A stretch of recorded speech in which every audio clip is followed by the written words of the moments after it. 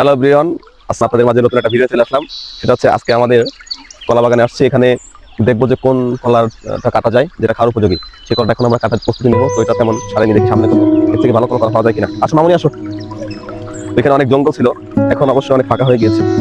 এখানে দেখবো আমাদের আরো কয়েকটা গাছে কলা ধরেছে। এইটা এই একটা দেখা যায়, এইটা থেকেও অবশ্যই এই পাওয়া গেছে। এইটা এটা সম্ভবত সেটা গিয়েছে অনেক। এখন এইটা কি কাটলে পাকবে কিনা এই কলাটা। এইবার এখানে দেখা যাচ্ছে একটা খুব নিচে দেখেন গাইস, এখানে এখানে এই গলাটা ঢেকে রাখা হয়েছে যার জন্য কেউ কেটে নিয়ে না যায়, মানে অনেক নিচে। তো এই গলাটা কাটবো কিনা, না এইটা অবশ্যই ছেড়ে গিয়েছে, আমরা এইটা কাটতে পারি, এইটা আমরা কাটতে পারি। তার আগে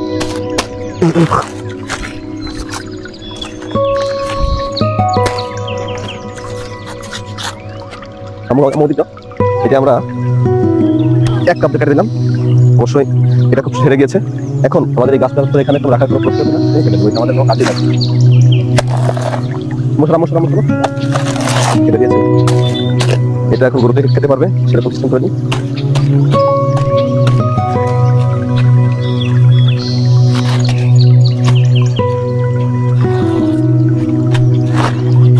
এটা যদি ছোট ছোট করে কেটে দেওয়া হয়, এটা কিন্তু এই গরুতে বেশ ভালো খাবে।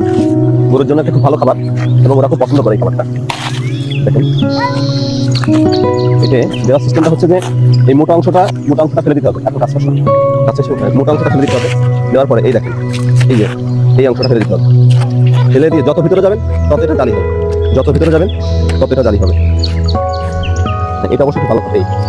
এটা এখন খারাপ হয়ে যাবে, ওই গরুটা খুব ভালো খাবে। এটা এখন যদি আমরা দিই, এটা খুব ছোট ছোট করে দিতে হবে। ছোট এভাবে এভাবে দিতে হবে। ছোট হলে খাবে। দেখেন কিভাবে খাচ্ছে, দেখেন এটা অনেক মজা করে।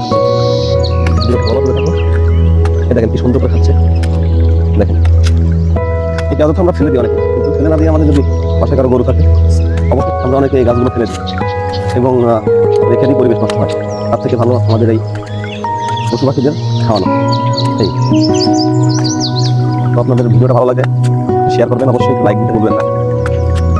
তো আমার নতুন ভিডিও যদি কোনো কথা কাজে ভুল হয়ে থাকে অবশ্যই ক্ষমার চোখে দেখবেন, এবং কোনটা ভুল হয়েছে সেটা ধরিয়ে দেওয়ার জন্য অনুরোধ করা হলো।